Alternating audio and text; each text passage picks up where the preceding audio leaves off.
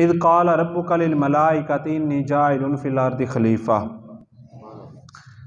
تیرے رب نے یہ فرمایا کہ میں مخلوق میں زمین میں خلیفہ بنانے والا ہوں۔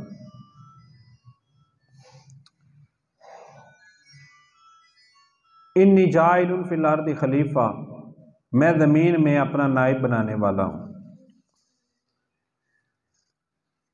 تو خلیفہ کیوں بنایا جاتا ہے؟ خلیفہ کیوں بنایا جاتا ہے؟ خلیفہ 4 وجہ کی بنا پر بنایا جاتا ہے۔ شیخ زادہ میں لکھا ہے، اما لغیباتہ،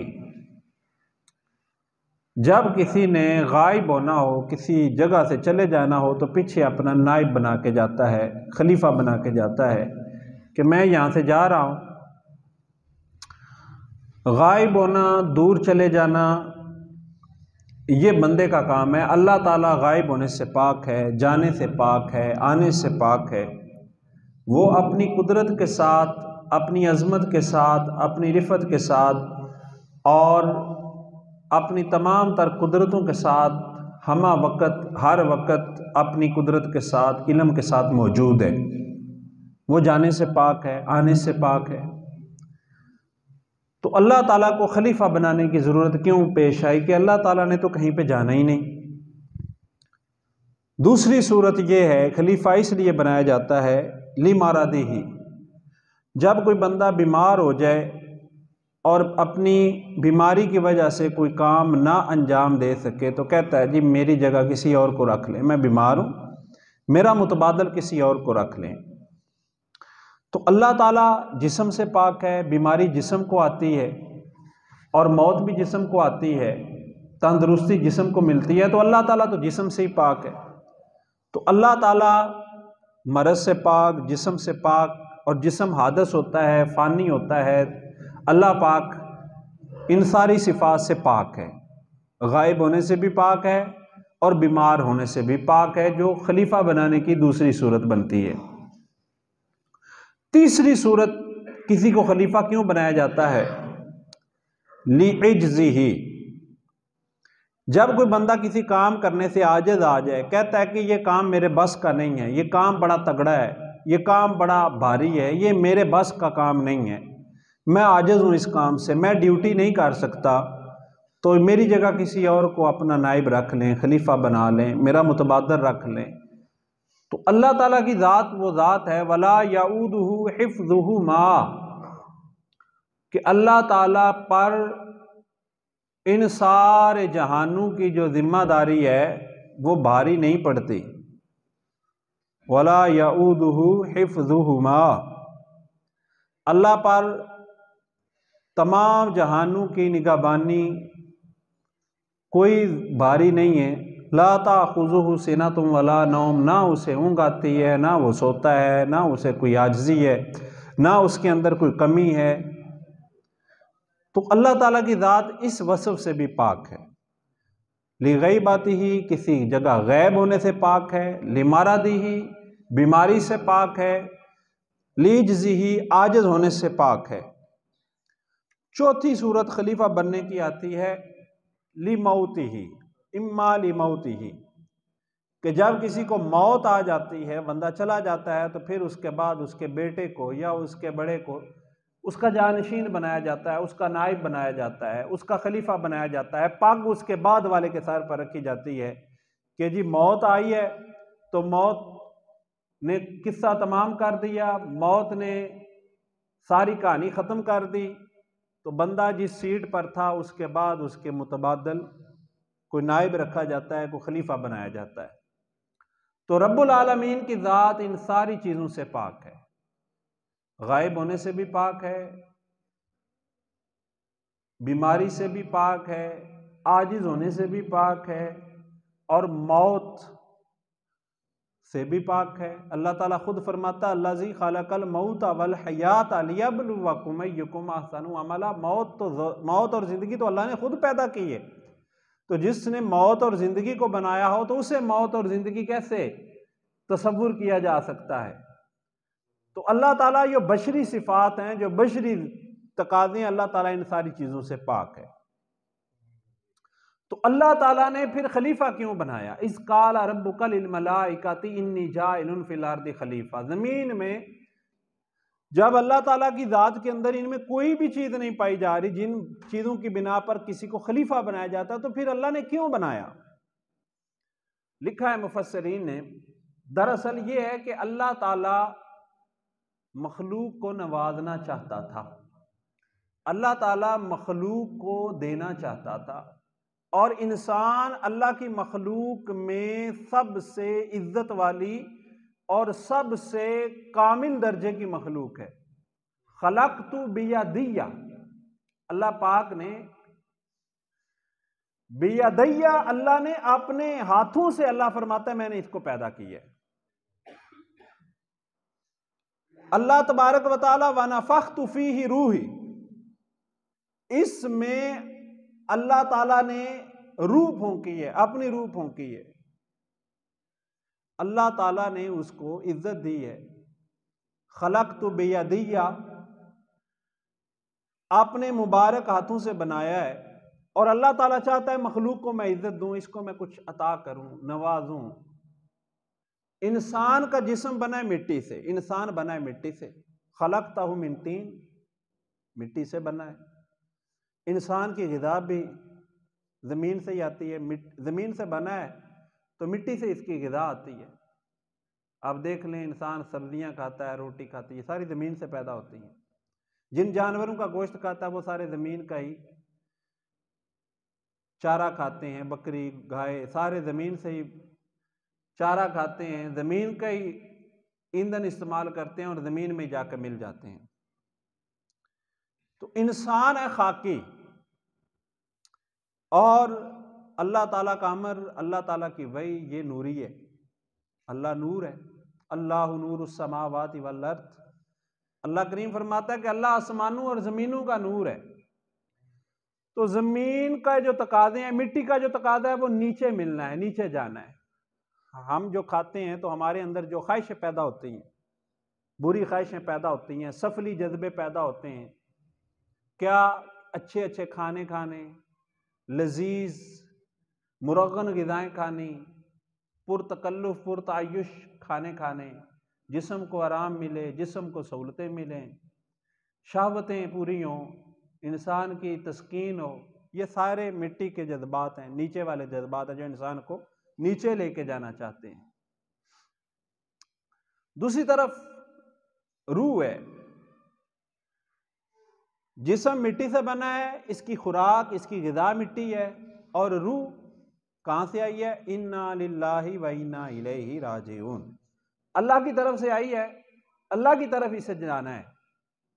اور عربی کا یہ ایک مقولہ ہے، کُلُّ شَيْءٍ يَرْجِعُ إِلَىٰ أَصْلِهِ، ہر شے اپنی اصل کی طرف جاتی ہے، لوٹتی ہے۔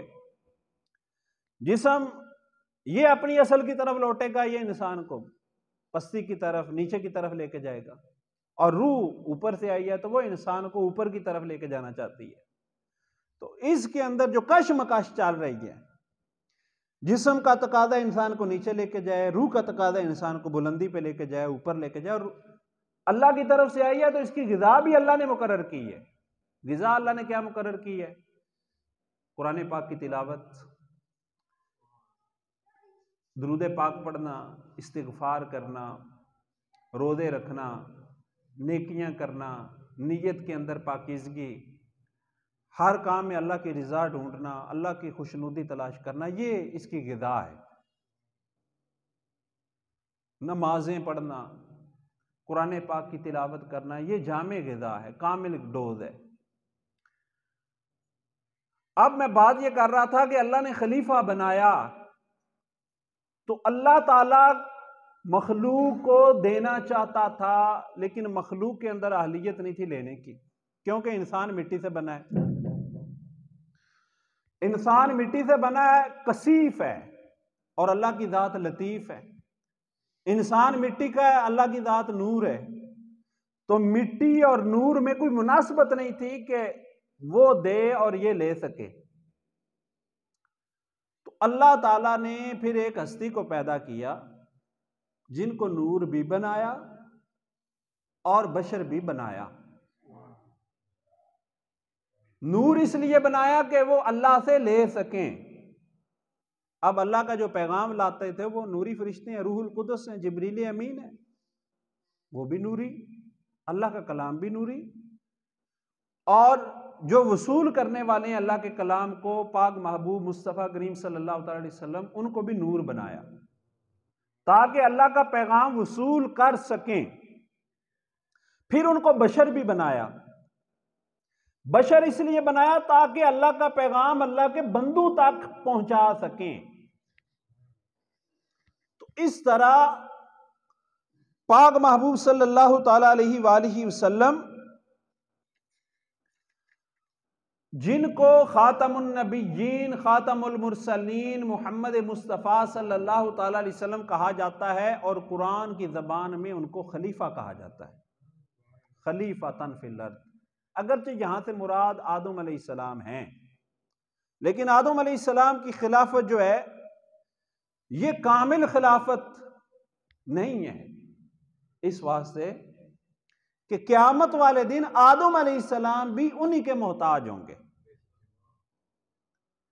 اب کامل خلیفہ کون ہوا؟ نبی کریم صلی اللہ علیہ وسلم کا ارشاد ہے صحیح بخاری میں، آپ نے فرمایا انا خطیبہم اذا انصتوا، قیامت والے دن جب سارے لوگ رب کے دربار میں جائیں گے، فرمایا سارے خاموش ہوں گے، اللہ کے ہیبت کہر و جلال کی وجہ سے چپ کر جائیں گے، اللہ کے دربار میں سب سے پہلے جو خطبہ دوں گا وہ میں دوں گا۔ اور دوسرے نمبر پہ فرمایا انا سید ولد آدم، قیامت والے دن آدم کی ساری اولاد کا سردار میں ہوں گا۔ اور فرمایا قیامت والے دن اللہ کے دربار میں انا اول شافعین و مشفع، رب تعالیٰ کے دربار میں سب سے پہلے میں شفاعت کروں گا اور سب سے پہلے میری شفاعت قبول کی جائے گی۔ لواء الحمد بیدی، رسول اللہ فرماتے ہیں اللہ تعالیٰ حمد کا جھنڈا مجھے عطا فرمائے گا اور ساری اولاد آدم میرے جھنڈے تلے ہوگی۔ فرمایا سب سے پہلے حوض کوثر پر جام کوثر میں لوگوں کو تقسیم کروں گا۔ یہ شان دی ہے اللہ نے میرے آقا کو۔ تو یہ کامل خلافت ہے کہ قیامت والے دن انبیاء کرام بھی انہی کی طرف کہیں گے کہ اللہ کی بارگاہ میں ہماری سفارش کریں۔ اللہ نے وہ شان عطا فرمائی۔ تو میں عرض کر رہا تھا کہ اللہ نے ان کو خلیفہ بنایا، اپنا نائب بنایا، کس لیے؟ کہ اللہ سے لے سکیں اور مخلوق کو دے سکیں۔ اگر صرف حضور کی ذات نور ہی ہوتی، جس طرح اللہ نور ہے تو اللہ اپنے حبیب کو بھی نور بنا دیتا، جس طرح فرشتے کو نور بنایا ہے، جبریل امین نور ہے، سارے فرشتے ملائکہ ہیں، نوری مخلوق ہیں، حضور بھی نور ہوتے، بشر نہ ہوتے، تو پھر کوئی بھی ابو بکر نہ بنتا، فاروق اعظم نہ بنتا، عثمان غنی نہ بنتا، ان کی تربیت سے علی المرتضیٰ نہ بنتا، طلحہ نہ بنتے، زبیر نہ بنتے، سعد نہ بنتے، سعید نہ بنتے۔ کیوں؟ کہ جو بھی آتا جل کے راکھ ہو جاتا۔ حضور نور ہوتے تو بشر کے اندر طاقت ہی نہیں ہے نور کا مقابلہ کر سکے، تو کوئی بھی بندہ حضور سے فیض نہ لے سکتا، تربیت نہ پا سکتا۔ اور اللہ کے یہاں تو کمی نہیں، اللہ تعالیٰ چاہتا تو ہر بندے کے لیے الگ سے جبریل بھی بھیج دیتا، اللہ کے یہاں کون سی کمی ہے؟ لیکن اللہ نے چاہا کہ میں ایک ہستی کو ایسا بھیجوں، ایک محبوب کو ایسا کامل بنا کے بھیجوں، ایسا کامل اور اکمل بنا کے بھیجوں جن کا میرے ساتھ بھی تعلق رہے اور میری مخلوق کے ساتھ بھی تعلق رہے، مجھ سے لیتے رہیں، مخلوق میں دیتے رہیں۔ صحیح بخاری کے حدیث پاک رسول اللہ نے فرمایا انما انا قاسم واللہ معطی، میں تقسیم کرتا ہوں اور اللہ عطا فرماتا ہے، میں تقسیم کرتا ہوں اللہ عطا فرماتا ہے۔ تو نبی کریم صلی اللہ تعالی علیہ وسلم کو رب تعالیٰ نے اس لحاظ سے تو بشر بنایا کہ مخلوق کو عطا کریں، مخلوق میں رہیں، مخلوق ان کے چلنے کو دیکھے تو انہیں چلنا آ جائے، مخلوق ان کو کھانا کھاتا دیکھے تو ان کو کھانا کھانا آ جائے، مخلوق ان کو غصے کی حالت میں، جلال کی حالت میں دیکھے تو ان کو غصے میں حدود الہی یاد آ جائیں۔ مخلوق ان کو جہاد کرتے ہوئے دیکھے تو ان کو جہاد کرنا آ جائے، مخلوق ان کو عبادت کرتے ہوئے دیکھے تو ان کو عبادت کرنا آ جائے، مخلوق ان کو شادی کر کے بچوں میں بیوی بچوں کے ساتھ معاملہ کرتے دیکھے تو ان کو اپنے بیوی بچوں کے ساتھ معاملہ کرنا آ جائے، مخلوق ان کو پڑوسیوں کے ساتھ حسن سلوک کرتا ہے دیکھے تو ان کو پڑوسیوں کے ساتھ حسن سلوک کرنا آ جائے، مخلوق ان کو قرآن پڑھتے ہوئے دیکھے تو ان کو قرآن پڑھنا آ جائے، مخلوق ان کو صدقہ و خیرات کرتے ہوئے دیکھے تو ان کو صدقہ و خیرات کرنا آ جائے۔ تو اللہ تعالیٰ نے لَقَدْ كَانَ لَكُمْ فِي رَسُولِ اللَّهِ أُسْوَةٌ حَسَنَةٌ، اللہ فرماتا ہے کہ رسول اللہ صلی اللہ تعالیٰ علیہ وسلم کی ذات میں تمہارے لیے بہترین نمونہ ہے۔ تو رسول پاک صلی اللہ تعالیٰ علیہ وسلم بشری صورت میں اس لیے تشریف لائے، بشری پیکر میں اس لیے مبعوث کیے گئے تاکہ مخلوق کو اللہ کے احکامات کی تعمیل کرنے میں آسانی ہو جائے اور حضور کو کرتے ہوئے دیکھ کر ان کو بھی کرنا آ جائے۔ یہ مقصد تھا۔ باقی یہ اس طرح ہوتا ہے کہ جس طرح مفسرین نے فرمایا کہ مرکنی ہڈی ہوتی ہے، نرم ہڈی، وہ من وجہ گوشت ہوتا ہے، من وجہ ہڈی ہوتی ہے۔ ایک لحاظ سے اسے گوشت بھی کہتے ہیں کہ اس میں بوٹی تو ہوتی نہیں لیکن وہ ہڈی بھی نہیں ہوتی، تو وہ مرکنی ہڈی جو ہوتی ہے وہ گوشت اور ہڈی کے درمیان پل کا کام دیتی ہے، حد اوسط کا کام دیتی ہے، گوشت اور ہڈی کو ملاتی ہے۔ یا حرف مشدد جو دیکھنے میں تو ایک حرف نظر آتا ہے جس کے اوپر شد پڑی ہو، لیکن حقیقت میں وہ دو حرف ہوتے ہیں اور دونوں حرفوں کا ادغام کیا گیا ہوتا ہے اور اس کے اوپر شد ڈال دی جاتی ہے کہ یہ حرف تو دو ہیں لیکن اس میں دیکھنے میں ایک نظر آتا ہے۔ تو اسی طرح نبی پاک صلی اللہ تعالی علیہ وسلم کا رب کے ساتھ جو تعلق ہے، دیکھنے میں حضور نبی پاک صلی اللہ تعالی وسلم انسانی شکل میں تشریف لائے ہیں لیکن ان کا اللہ کے ساتھ تعلق اتنا زیادہ ہے، رب تعالیٰ کے ساتھ قرب اتنا زیادہ ہے کہ حضور نماز پڑھتے ہوئے ہاتھ بلند کرتے ہیں پھر نیچے کر لیتے ہیں۔ صحیح بخاری کے حدیث پاک ہے، صحابہ عرض کرتے ہیں یا رسول اللہ آج ہاتھ کیوں بلند کیا؟ فرمایا میں نے ہاتھ بڑھایا تو جنت تک پہنچ گیا، ہاتھ اونچا کیا تو میرا ہاتھ جنت میں ایک انگور کا گچھے تک پہنچ گیا اور میں نے چاہا کہ وہ انگور کا گچھا توڑ کر لے آؤں، پھر مجھے خیال آیا کہ لوگوں کا غیب پر ایمان ہے تو وہ بندہ رہے، قائم رہے، اس لیے میں نے اس کو چھوڑ دیا۔ یہ کوئی بندہ کر سکتا ہے اس طرح؟ ہم تو ہاتھ سے دونوں ہاتھ ہلاتے رہیں، دیوار پہ بیٹھی ہوئی چڑی بھی نہیں اڑا سکتے، اور رسول اللہ صلی اللہ تعالی علیہ وسلم کی مبارک انگلی اٹھتی ہے تو چاند دو ٹکڑے ہو جاتا ہے۔ حضور علیہ الصلوۃ والسلام انگلی اٹھاتے ہیں تو ڈوبا ہوا سورج واپس آ جاتا ہے، الٹا سورج کسی نے تو پھیرا نہیں، کوئی مثل ید اللہ دیکھا نہیں، جس کی طاقت کا کوئی ٹھکانہ نہیں، نائب دست قدرت پہ لاکھوں سلام۔ حضور نبی پاک صلی اللہ علیہ وسلم بشری شکل میں آئے۔ ہمارے مسلمانوں میں ایک جماعت ہے جو حضور علیہ السلام کی بشری زندگی کو عام سے بشر کی طرح مانتی ہے، عام سے بشر ہے نہیں، یہ انتہا ہے، یہ بے ادبی ہے رسول اللہ صلی اللہ علیہ وسلم کی۔ ٹھیک ہے حضور علیہ السلام بشری شکل میں تشریف لائے، بتایا میں نے کس لیے تشریف لائے، تاکہ اللہ کے بندوں کو اللہ کا پیغام سنا سکیں اور اللہ کے بندوں کو اللہ کے احکامات سمجھا سکیں۔ بشر ہیں، قرآن پاک کہتا ہے انما انا بشر مثلکم یوحی الیہ، کہ میں تمہاری مثل بشر ہوں لیکن میری طرف وحی کی جاتی ہے۔ بشر ہیں لیکن خیر البشر کہو، بشر ہیں لیکن حضور نبی پاک صلی اللہ تعالیٰ علیہ وآلہ وسلم، ہم تھوکتے ہیں تو بیماریاں پیدا ہوتی ہیں۔ کرونا میں کہتے تھے جی منہ پہ ماسک لگا کے رکھیں، آپ تھوکیں گے چھینکیں گے بیماری پیدا ہوتی ہے۔ مدینہ پاک میں آج بھی وہ کنویں موجود ہیں، رسول پاک صلی اللہ تعالیٰ علیہ وسلم نے ان میں تھوکا ہے تو اس میں اللہ نے شفا پیدا کر دی، کڑوا پانی بھی میٹھا ہو گیا۔ یہ شان ہے ہمارے آقا کی تھوک کی، مبارک تھوک کا یہ کمال ہے کہ کڑوا پانی میٹھا ہو جاتا ہے اور اس پانی میں شفا بھی آ جاتی ہے۔ تو سوچو حضور علیہ السلام کے مبارک روح کی پاکیزگی کا عالم کیا ہوگا۔ ہم وضو کرتے ہیں تو ہمارے وضو کا پانی ناپاک، بعض اوقات نجاست لگی ہو تو ناپاک، نہیں تو مائع مستعمل ہو جاتا ہے، اور رسول پاک صلی اللہ تعالی وسلم وضو کرتے تھے تو پچھلے جمعے کو میں نے حدیث پاک بیان کی تھی، ان توضا قادو یقتتلون علی وضوئہ، صحابہ کرام ان کے وضو کا استعمال شدہ پانی بھی زمین پہ نہیں گرنے دیتے تھے، اپنے چہروں پہ مل لیا کرتے تھے۔ اتنی برکت تھی پاک محبوب صلی اللہ تعالی علیہ وآلہ وسلم کے مبارک استعمال شدہ پانی میں۔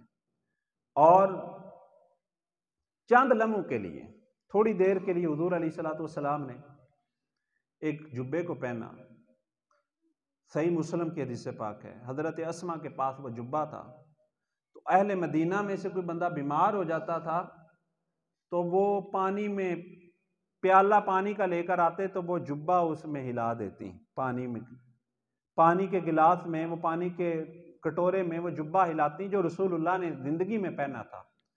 تو اس پانی کو جب بیمار کو پلایا جاتا تو اللہ اس کو شفا دے دیتا تھا۔ یہ تیرے اور میرے کپڑے میں تو بیماریاں ہیں، کوئی بندہ شاید مرنے کے بعد اولاد بھی نہیں پہنتی، کہتی ہے جی یہ خیرات کر دیں۔ یہاں پر میں عرض کر دوں، بہت دکھ کی بات ہے کہ باپ ساری زندگی کماتا ہے تو مردے کے استعمال شدہ برتن اور اس کے کپڑے بھی لوگ کہتے ہیں جی اس کو بانٹ دیں، یہ دے دیں کسی کو، یا ویسے دفنا دیں۔ تو باپ کی نشانی مال و دولت کی صورت میں تو محفوظ رکھی جاتی ہے، لیکن اس کے کپڑے محفوظ نہیں رکھے جاتے۔ میں کہتا ہوں دینا تو باپ کا موبائل بھی دے دو نا، اتنی باپ سے نفرت ہے، کپڑے دے رہے ہو، کپڑے پھینک رہے ہو تو باپ کا موبائل بھی پھینکو، اس کی سونے کی انگوٹھی بھی اتار کے پھینک دو، لیکن وہ نہیں پھینکتے۔ بڑے سیانے، جراثیم صرف کپڑوں میں ہوتے ہیں، موبائل فون میں نہیں ہوتے، جراثیم انگوٹھی میں نہیں ہوتے، پیسوں میں نہیں ہوتے، پیسے رکھ لیتے ہیں، باقی چیزیں کہتے ہیں جی اللہ کی راہ میں دے دیں۔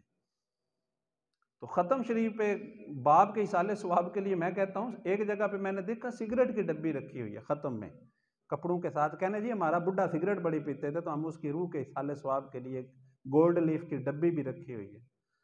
تو میں نے کہا آپ کے بابا جی موبائل فون نہیں استعمال کرتے تھے، کہ بابا جی کے اصالے ثواب کے لیے ایک موبائل فون بھی رکھ دینا تاکہ بابا جی کی روح کو شانتی رہے، سکون رہے۔ تو بہر صورت یہ عوامی توہمات ہیں۔ باپ کی روح اللہ کا امر ہے، نور ہے، تو روح کو خوشی ہوتی ہے، روح کی غذا اللہ کا ذکر ہے۔ نماز پڑھیں گے، قرآن پڑھیں گے، صدقہ و خیرات کریں گے تو روح کو تسکین ہوگی، روح کو خوشی ہوگی۔ اور باپ کے اصالے ثواب کے لیے اگر ہم نے کیبل لگوا لی اور جناب ڈش لگوا لی اور اس پہ ساری رات فلمیں دیکھیں اور موبائل کا پیکج لگوا لیا، یہ تو شکر ہے اللہ کا 2 دن سے موبائل بند ہے، تو کافی لوگوں کو نماز فجر نصیب ہو رہی ہے۔ تو 2 دن سے لوگوں کو، کئی لوگوں تو بڑے بے چین رہے ہیں کہ یار موبائل بند ہے، پتہ نہیں کیا میسج آیا ہوگا، لیکن اگر اللہ کرے یہ پکا بند ہو جائے نا تو معاشرے میں سکون بڑا آ جائے، بہت زیادہ سکون ہو جائے، لوگوں کی نماز، قرآن پاک کی طرف توجہ کرنا، یہ ساری چیزیں بہت زیادہ ہو جائیں۔ تو بہر صورت بات یہ چل رہی تھی کہ پاک حبیب صلی اللہ تعالی علیہ وسلم بشر ہیں لیکن خیر البشر ہیں، ان کو اس پر اصرار کرنا کہ نہیں جی ہماری طرح بشر تھے، ہماری طرح انسان تھے، تو میں از راہ تفنن یہ بات کرتا ہوں جو ہمارے ایک علامہ صاحب رضوی صاحب کیا کرتے تھے۔ وہ فرمایا کرتے تھے ایک طرف گھر میں جا کے نا بیوی کو بٹھانا اور ایک طرف اماں کو بٹھانا، اور اماں کو کہنا اماں تیرے بھی 2 ہاتھ، میری بیوی کے بھی 2 ہاتھ، تیرے بھی 2 پاؤں، میری بیوی کے بھی 2 پاؤں، تو بھی عورت، میری بیوی بھی عورت، کھانا پکانا تجھے بھی آتا ہے، میری بیوی کو بھی آتا ہے، تو تجھ میں اور اس میں کیا فرق ہے؟ ہمارا ایک طبقہ معاشرے میں اس طرح بھی گیا ہے، کہتے ہیں جی نبی کے بھی 2 ہاتھ، ہمارے بھی 2 ہاتھ، وہ بھی ہماری طرح انہوں نے شادیاں کی، ہماری طرح نمازیں پڑھتے تھے، تو کیا فرق ہے؟ بس صرف یہ تھی کہ اللہ کا پیغام سنا کے چلے گئے۔ تو وہ کہتے تھے کہ بیوی نے لا لتر لینا تے بیوی نے نہیں، ماں نے لا لتر لینا، پا لمیاں لینا ہے، تو انہوں نے کہنا میں ماں میرے پیراں تھلے جنت ہے، مجھ میں اور اس میں فرق ہی کوئی نہیں۔ تو کہتے تھے جب بیوی اور ماں برابر نہیں ہو سکتی تو امتی اور نبی کیسے برابر ہو سکتا؟ جب بیوی اور ماں کا وزن ایک نہیں ہے، بیوی جتنی بھی سونی ہو، جتنی بھی پڑھی لکھی ہو، ماں کے برابر تو نہیں نہ ہو سکتی۔ ماں کے پاؤں تلے تو جنت ہے۔ پہلے آخدے سی ماواں نہیں لبدیاں ایویں، لیکن ہن آخدے نے بیویاں نہیں لبدیاں، ماں پیو تو لب جاندے نے، ٹھیک ہے۔ اب تھوڑی اپ گریڈیشن ہو گئی ہے، تھوڑے زیادہ پڑھ گیا ہوں، آدھے بیویاں نہیں لبدیاں، ماں پیو تو لب جاندے۔ بہر صورت اللہ تعالیٰ نے اپنے پیارے حبیب مصطفیٰ کریم صلی اللہ تعالیٰ علیہ وسلم کو بڑی شانیں عطا فرمائی ہیں، اور انسانی عقل کی یہ محدودیت ہے۔ سنیارے دی تکڑی ہوندی نا، سنیارے دا ترازو، وہ تولے ماشے تول سکتا ہے، چھوٹا جا کنڈا ہوتا ہے، وہ تے تولے تے ماشیاں دا وزن ہوتا ہے، وہ تے کوئی بندہ ٹنا دا وزن تے نہیں نہ کر سکتا، کنڈے وچ ہی اتنی جان نہیں ہے بھی ٹوٹ جائے گا۔ ایسے طرح انسان دی عقل ہے، علامہ ابن خلدون کہندے نے کہ انسان دی عقل بڑی محدود جی، بڑا تھوڑا ایک حد تک سوچ سکتی ہے۔ ایدے تے رسول اللہ دی زندگی نو سوچنا، قرآن کہندا ہے کہ شہداء دی جیڑی زندگی ہے، برزخ والی زندگی، دنیا تو جانے تو بعد دی زندگی، بل احیاء ولکن لا تشعرون، شہداء زندہ نے، تانوں شعور نہیں۔ تو شہداء جڑے امتی نے رسول پاک صلی اللہ تعالی علیہ وسلم دے، قبر دی حالت وچ، برزخ دی زندگی وچ او زندہ نے، تے رسول اللہ صلی اللہ تعالی علیہ وسلم جڑے سید المرسلین نے، سید الانبیاء نے، محبوب رب العالمین نے، آپ صلی اللہ تعالی علیہ وسلم دی حیات طیبہ کتنی عرفہ اور اعلیٰ ہے، ساڈی انسانی زندگی تو وراء الوراء ہے، سوچیا بھی نہیں جا سکتا ہے بھی۔ اس واسطے اللہ تعالیٰ نے اپنے پیارے حبیب صلی اللہ علیہ وسلم دے بارے جد فرما دیتا کہ وَلَلْآخِرَةُ خَيْرٌ لَكَ مِنَ الْأُولَىٰ، کہ اے پیارے حبیب صلی اللہ تعالی علیہ وسلم تواڈے واسطے آنے والا ہر وقت گزرے ہوئے زمانے تو بہتر ہے۔ اور میں عرض کر دیاں کہ نبی پاک صلی اللہ علیہ وسلم دی جہت نورانیت اتنی ہے، سورج اور چاند نے نا نور نے، قرآن پاک کہندا ہے هُوَ الَّذِي جَعَلَ الشَّمْسَ ضِيَاءً وَالْقَمَرَ نُورًا، کہ سورج رب دی ذات و ذات ہے جن نے سورج اور چاند نور بنایا، هُوَ الَّذِي جَعَلَ الشَّمْسَ ضِيَاءً وَالْقَمَرَ نُورًا، رب دی ذات ہوئے جن نے سورج اور چاند نور بنایا۔ اور رسول اللہ صلی اللہ تعالی علیہ وسلم نے ایسے چاند کی طرف انگلی کی تھی تے چاند دو ٹوٹے ہو گیا تھے۔ سورج نور ہے، چاند نور ہے، سورج نو حضور نے انگلی اشارہ فرمایا، ڈبیا سورج واپس آ گیا، تے لکھے ہے سیرت نگاراں نے کہ رسول اللہ دی انگلی دا نور چاند دے نور اتے غالب آ گیا، اور رسول اللہ صلی اللہ تعالی علیہ وسلم دی نورانیت اتنی کامل اور اتنی اکمل ہے کہ چاند دا مقابلہ نہ کر سکے، دو ٹوٹے ہو گیا۔ اس واسطے رسول اللہ صلی اللہ تعالی وسلم دی شان نورانیت بھی بہت اچھی ہے، بہت عرفہ والا ہے۔ جبل نور تے اج بھی مکے شریف وچ موجود ہے نا، جبل نور نو سارے آدھے نے، کیوں آدھے نے؟ کہتے وہی آئی ہے، پہلی وہی آئی ہے، تو دا نام ہی پورے پہاڑ دا نور دا پہاڑ ہو گیا، جبل نور، ٹھیک ہے۔ میں کہا بھی نہ دانوں چلیو، مننے تے آؤ تے پتھنا دے پہاڑ نو بھی نور مان جاؤ، اور نہ مننے تے آؤ تے رسول اللہ دی ذات نو بھی نور نہ منو ہے۔ کیسی عقل ہے تواڈی کہ پہاڑ نو بھی نور مندے ہو۔ عثمان غنی جڑے داماد نے انہاں نو ذوالنورین آدھے نے، کہ داماد نے رسول اللہ دے۔ ذوالنورین کیوں آدھے نے کہ ایناں دے نکاح وچ رسول اللہ دیاں دو بیٹیاں آئیاں تے دو نوراں والے ہو گئے، ٹھیک ہے۔ جدے نکاح وچ رسول اللہ دیاں دو بیٹیاں آون تے او دو نوراں والا ہو گیا ہے، تے جدی نسبت نال عثمان دو نوراں والا ہو گیا تے اس نبی نو بھی تو نور مان لو۔ اے ساڈا عقیدہ اہل سنت دا کہ رسول اللہ صلی اللہ تعالی وسلم دی حقیقت نور الہی ہے، نور نے اللہ دے، اور آپ صلی اللہ تعالی وسلم بشری شکل وچ، انسانی شکل وچ تشریف لے آئے نے تاکہ اللہ دی مخلوق نو اللہ دے احکام سکھا سکن، سمجھا سکن۔ اچھا میں ہن تانوں قرآن سنایا، حدیثاں سنائیاں نے، ہن آخری 2 منٹ اے جڑے نے تھوڑے جہی صلاح دے۔ میں تجزیہ کیتا ہے، میں تواڈے کول سوال پوچھنا، ساڈیاں محفل میلاداں ہوئیاں نے، ہو رہیاں نے، میلاد شریف دا جلوس گزریا ہے، ساڈے میلاد دے جلوس وچ تساں ویکھیا کوئی پڑھیا لکھیا بندہ، کوئی پروفیسر آیا ہوئے کسی یونیورسٹی دا یا محفلاں وچ شرکت کیتی ہوئے؟ کوئی نہیں۔ کوئی کیپٹن لیول دا، کوئی کرنل، کوئی جرنل صاحب محفل میلاد میں شرکت کیتی ہوئے یا میلاد دے جلوس میں شرکت کیتی ہوئے؟ کوئی نہیں۔ کوئی S P, D S P, ایس لیول دا پڑھیا لکھیا افسر ساڈیاں محفلاں وچ آ کے ذوق و شوق نال بیٹھا ہوئے؟ کوئی نہیں۔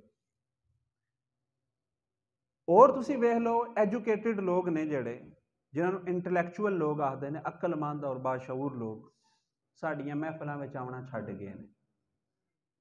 साडियां महफिलों में किहड़े लोग होंदे ने? साडी महफिलों में खालिसतन अकीदतमंद लोग होंदे ने। और मैं पिछले जुमे भी आख्या सी असीं अपने ताल्लुकात इस्तेमाल करने, जिथे जिथे साडे लिंक ने उन्होंने आने यार साडे महफिल तुसां जरूर आउणा है।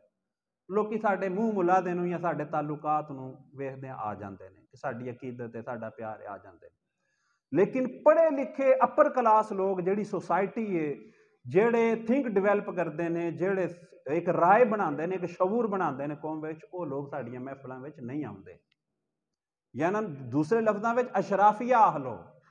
साडे जलूस किस तरह के होंदे ने? बेहंगम, बेतरतीब। जलूस इस तरह का होना चाहिए कि एक गैर मुस्लिम भी वेखे ना, कलमा पढ़ के मुसलमान हो जाए। यार इतने बावुजू, इतनी तकदीस, इतने पाकीज़ा, इतने अच्छे लोग साडियां महफिलों में जलूसां में कोई छापर सुट रहा है, कोई फ्रूट का जूस का डब्बा सुट रहा है, कोई धक्के मार रहा है, कोई ठुड्डे मार रहा है, कोई चिल्ला रहा मैनू भी छापर देवी, मेरा भरा भी नाल है, वह भी हिस्सा देवे हो। यह साडे जलूसां में हो रहा, साडियां महफिलों में कुछ हो रहा। सवाल है वे कि इन्हां पढ़िया लिखिया लोगों तक, कौम की अशराफिया तक दीन इस्लाम नूं किस तरह पहुँचाया जाए। वो लोग तो आउंदे ही नहीं साडियां महफिलों में। क्यों? जो हाल होंदा महफिलों में, नकीब साहब आखदे ने एक हथ चुको, दूजा हथ भी चुको। बल्कि हुण मैं माजरत नाल आखां तां हथ चुकने तो तां काम टुर गया। हुण हलाल हराम दे फैसले भी साडे हत्थे हुंदे ने कि जिहड़ा हलाली वो बोलेगा, जिहड़ा हरामी वो नहीं बोलेगा। खुदा दे बंदे जिहड़ा मस्जिद आ गया, वूजू करके मस्जिद विच बह गया, वो हरामी हो सकता है? आखदे ने जिहड़ा अहले बैत नाल सच्चा प्यार करने वाला दा ओदा वो बोलेगा, उहदे मूँह ते रौनक आ जाएगी। जिहड़ा मुनाफिक है वो नहीं बोलेगा। लोगों नूं ते वो कोई इहो जिहा बंदा आ गया ना पढ़िया लिखा, वो एक बारी आउंदा अगों आखदा भाई जी है जन्नती ते हलाली हरामी दे फैसले मैं नहीं इत्थे करवा सकदा, मैं नहीं इत्थे आउणा। और यह लोग जांदे ने महफिलों ते। जिन्हां लोगों के मैं नाम लेने ना, प्रोफैसर, डॉक्टर, स्कॉलर, वड्डे वड्डे SP DSP, मतलब जनरल कर्नल, यह लोग अपने घरों में महफिल कराते हैं और महफिलों ते जाते हैं। असल उन्हां दे मतलब की गल साडे कोले नहीं ना हुंदी, वो किधरे उधरे टुर जाते हैं, जिन्होंने असीं वाबी आखने, बद अकीदा लोग आखने। मैं लाहौर रेलवे कलोनी रहिंदा सी, मुगलपुरे। पाकिस्तान की सब नालों वड्डी वर्कशाप रेलवे की मुगलपुरे। रेलवे के जिहड़े GM सी, सब नालों वड्डा उहदा उत्थे GM, जनरल मैनेजर, वो जुम्मा उन्होंने कोले पढ़ते थे जिन्होंने उर्फे आम में असीं बद अकीदा लोग आखने। है सुन्नी सी, घर मिलाद कराते थे, उन्होंने घर मैं बयान किए। उन्हें कहा भी, मैं उन्होंने पूछा तुसीं जुम्मा क्यों पढ़ते हो उत्थे? उन्हें कहा यार कोई पढ़ी लिखी गल तो करता कोई नहीं, साडे कोई हुकूमत की माँ भैन एक पे करता होंदा है, कोई दूजे कोई अखबार पढ़ के सुना सकता है, कोई हथ खड़े करवांदा है, उच्ची जोर और उच्ची और उच्ची। आदा मैं तो समझना पता नहीं इलम विच जोर होंदा है कि जोर विच इलम होंदा है। असां तो यही सुनिया सी कि इलम विच ही बड़ी ताकत होंदी है, लेकिन वो जोर ला ला के ना इलम साडे अंदर वाड़दे ने, वो साडे बर्दाश्त तो बाहर है काम। यह गल्लां करने वालियां इस वास्ते ने कि सोचने वाली गल है कि अशराफिया जिहड़ी कौम की राय बनाते हैं और ब्यूरोक्रेसी जिहड़े मुल्क का सिस्टम चला रहे हैं, उत्थों तक साडा पैगाम कौन पहुँचा रहा है। और वो लोग मरदइयां के हथ कंडे विच मरदइयां विच आ जाते हैं, वो बड़े तामुल नाल सबर नाल गल करते हैं, दलील नाल गल समझाते हैं। आखदे ने यार गल विच वजन तो है, गल तो दलील नाल करते हैं। और साडे जज्बात ते जोक शौक ते नारे आवे ही आवे ते जीवे ही जीवे ते ऐ ते वो नारियां की एक लिमिटेशन होनी चाहिए, एक हद होनी चाहिए। और इतना यानी दुख वाली गल होंदी ते जदों हलाल हराम के फैसले इत्थों शुरू हो जाते कि यार जिहड़ा हलाली होवेगा वो बोलेगा, जिहड़ा महफिल विच आ गया वो मनदा इस चीज़ नूं तां ही ते आया है ना। अगर वो मुनकर होंदा तो महफिल विच ही ना आउंदा। ते असीं ये समझो पीती नूं पानी लाने पे आं, वो मन्निया नूं मनाने पे आं। जिहड़े पहले ही मनदे ने बेचारे उन्हां नूं आखना जिहड़ा नबी नूं नूर मनदा वो हथ खड़ा करके बोलो, जरा सीने का जोर ला के बोलो, जरा उच्ची बोलो। वो मनदा बेचारा तां ही तो तुहाडी महफिल विच आया। अगर ना मनदा हुंदा तो उन्हें ना महफिल विच आउणा ही नहीं सी है। इस वास्ते कमाल तुहाडा इह होवेगा जिन्हों दुश्मन भी गवाही देवे यार इस बंदे की गल ठीक है। अल फदलू मा शाहिदत बिल्ला दा, कमाल है होंदा जिहदा दुश्मन भी इकरार करे, बंदे दा अखलाक इतना अच्छा होवे بندے دا علم اتنا مضبوط ہوئے کہ دشمن بھی مننے تے مجبور ہو جائے یار ایدی دلیل بہت پاورفل ہے۔ اس واسطے یہ گلاں کر رہے ہیں، اللہ پاک سانو سمجھنے دی توفیق عطا فرمائے۔ روزانہ درس ہوندا ہے سیرت ایسے مسجد مغرب تو بعد، اور فجر تو بعد جناب ابوبکر صدیق مسجد وچ شرکت کریا کرو، انشاءاللہ تعالی بہت کچھ سیکھنے نو لبے دا۔ اللہ پاک سانو سمجھنے دی عمل کرنے دی توفیق عطا فرمائے۔ وآخر دعوانا الحمدللہ رب العالمین۔